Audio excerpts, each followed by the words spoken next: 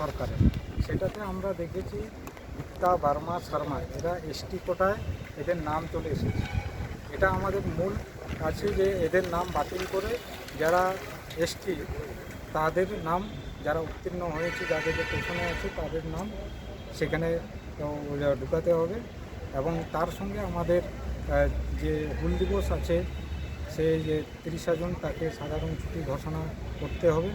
এবং আপনারা জানেন এই যাবৎকালে ভারতবর্ষের সুপ্রিম কোর্ট একটা রায় দিয়েছে এসটি এসসি ওবিসি যে সংরক্ষণ, সেই সংরক্ষণ আর মৌলিক অধিকার থাকবে না। আমরা এর তীব্র প্রতিবাদ জানাচ্ছি।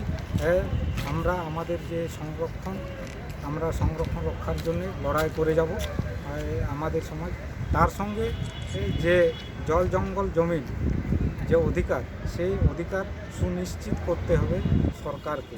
এই জন্যে 2006 সালে যে বন আইন, সেই বন আইন ইদানিং সুপ্রিম কোর্ট সেটা ক্ষুণ্ণ করার চেষ্টা করেছে।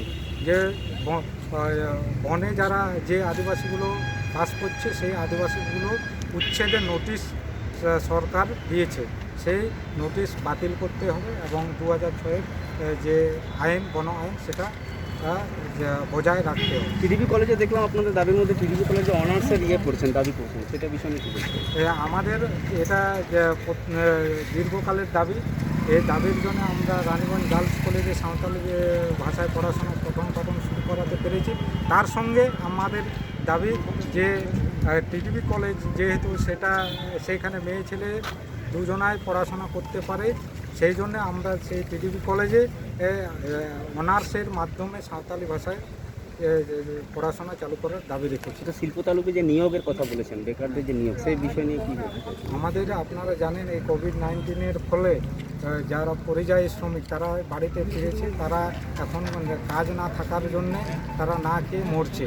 আমাদের দাবি আছে যে এইখানে আমাদের রানীগঞ্জ অঞ্চলে বহু শিল্প কলকারখানা আছে, সেই কলকারখানায় এই স্থানীয় যে পরিযায়ী শ্রমিকরা আছে এবং স্থানীয় বেকাররা আছে তাদের দিকে নিয়োগের ব্যবস্থা করতে হবে। আপনার নাম?